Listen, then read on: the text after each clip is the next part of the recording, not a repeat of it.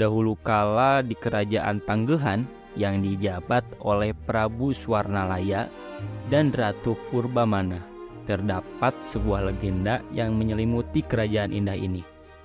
Keinginan untuk memiliki keturunan menjadi kisah awal dari keluarga kerajaan yang bersemi di tengah masyarakat yang percaya pada takdir dan karma. Namun, kelalaian mereka dalam mematuhi pantangan membunuh rusa menyebabkan kerajaan ini kehilangan keturunan.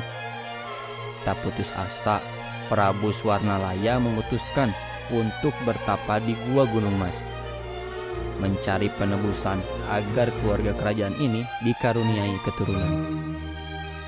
Setelah berbulan-bulan bertapa, Prabu Swarnalaya kembali ke istana dengan semangat baru dan hati yang tulus.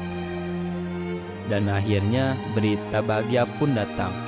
Ratu Purbamana mengandung, dan wajah kebahagiaan Prabu Swarnalaya merefleksikan rasa syukur yang mendalam.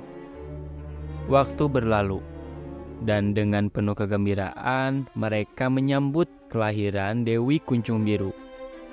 Paras cantiknya membuat kerajaan ini merayakan kehadiran pewaris yang dinanti-nantikan.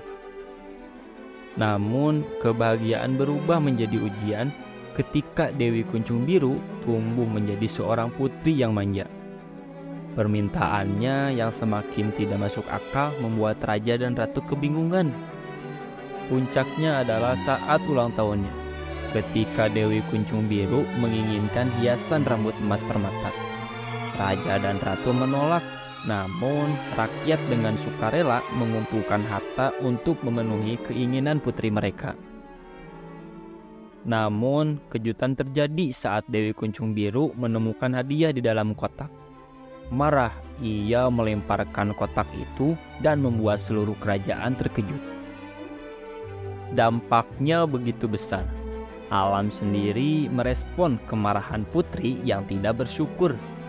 Langit bergemuruh dan tanah terbelah menenggelamkan kerajaan dalam kehancuran.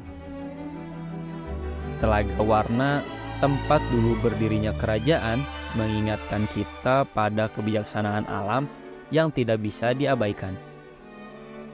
Inilah kisah tragis kerajaan Tanggehan yang berubah menjadi Telaga Warna, sebuah peringatan akan bahaya keserakahan dan ketidakbersyukuran.